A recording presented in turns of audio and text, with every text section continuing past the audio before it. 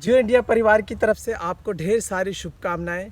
आप लोग इतना प्यार देते हैं और आज मेरा एक टॉपिक मोटिवेशनल हमेशा रहता है। आज चूँकि मैं बाग के खेत में खड़ा हूँ, बाग के बाग में हूँ, तो मुझे जो है फिर एक ऐसी सोच पैदा हुई कि कुछ ना कुछ आपको इसी के ऊपर दूँ। एक्चुअल में मैं आया तो था आम के बाग में, मैं सोच रहा था कि आम खाऊंगा, लेकिन ऑलमोस्ट आम ख़त्म हुए यहाँ पर। तो जैसे आम का फल होता है ना, आम का फल अगर आपने देखा होगा तो जो फुल मैच्योरिटी को पहुंचता है, यानी कि चौसा आम कहलाया जाता है, वो जो लास्ट तक रहता है वो सबसे कॉस्टली बिकता है। यानी कि आपने देखा होगा जब शुरू में आम आते हैं, छोटे छोटे आम आते हैं, उसके बाद जैसे जैसे बड़े होते बहुत ढेर सारे आम आते हैं। लेकिन कुछ आंधी तूफान, क्योंकि बहुत सारी आंधी चलती है, तूफान आती है, तपिश होती है, तो बहुत सारे आम ऑलरेडी टूट जाते हैं और लास्ट में बचते हैं वही 20-25% आम, लेकिन वही कॉस्टली होते हैं। ऐसा क्यों?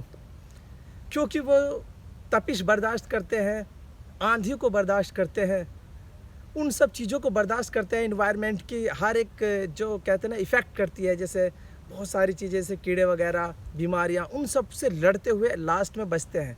ऐसा ही आप देखते होंगे तरबूज है, खरबूजा है, कोई भी फल जो अपनी फुल मैच्योरिटी को पहुंचता है उसी की वैल्यू होती है। आप तरबूज देखेंगे, तरबूज बहुत बड़ा होगा लेकिन वो मीठा नहीं होगा, फुल मैच्योरिटी को नहीं पहुंचेगा, तो आप उसको नहीं खरीदेंगे, उसकी कॉस्ट भी मुश्किल से 2 रुपये की। ऐसे ही आम अगर आप देखेंगे तो आम की कॉस्ट, अगर हम जो छोटे छोटे आंधी और तूफ़ानों में जो आपने देखा होगा, जैसे मार्केट में जाते हैं तो पूरा आप 100-150 रुपये में पूरा कट्टा भर के लेके आ सकते हैं, और वो बहुत खूबसूरत होता है। अगर मैं आज के आम की कंपेयर में करूँ तो वो बहुत अच्छा होता है, खूबसूरत होता है, यानी कि उस पर एक दाग भी नहीं होता।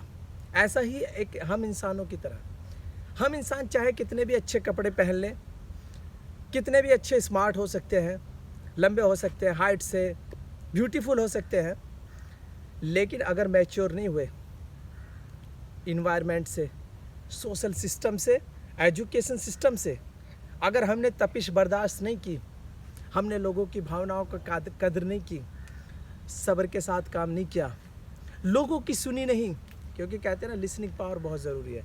अगर हम इन सब चीज़ों से अपने आप को स्ट्रॉन्ग बनाएंगे तभी हम मैच्योर बनेंगे, तभी हमारी मैच्योरिटी आएगी, तभी हमारी वैल्यू बनेगी। जैसे मैंने फल का एग्जाम्पल दिया, सेम ये चीज़ें हमारे ऊपर लागू होती है।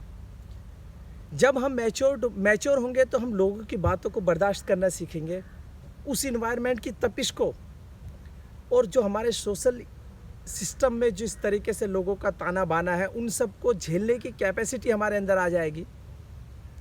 सब चीज़ों को इग्नोरेंस करते हुए हम अपने लक्ष्य की ओर आगे बढ़ेंगे, तभी ये जो है फुल मैच्योर कहलाए जाते हैं। उसी तरीके से कोई भी फल जब मैच्योरिटी को पहुंचता है ना, वो तभी मीठा होता है। इसी तरीके से इंसान जब सॉफ्ट होता है, मुलायम हो जाता है, मीठा हो जाता है, और वो तभी अपनी मैच्योरिटी को पहुंचता है, तभी वो बहुत सारी चीज़ों को सीखता है, तभी उसमें जैसे कहते हैं ना दिमाग, अकल, इन सब चीज़ों को जब उसके अंदर ऑब्जर्वेशन आ जाता है, तो तभी वो जो है एक फुल मैच्योर इंसान बनता है, ठीक फलों की तरह।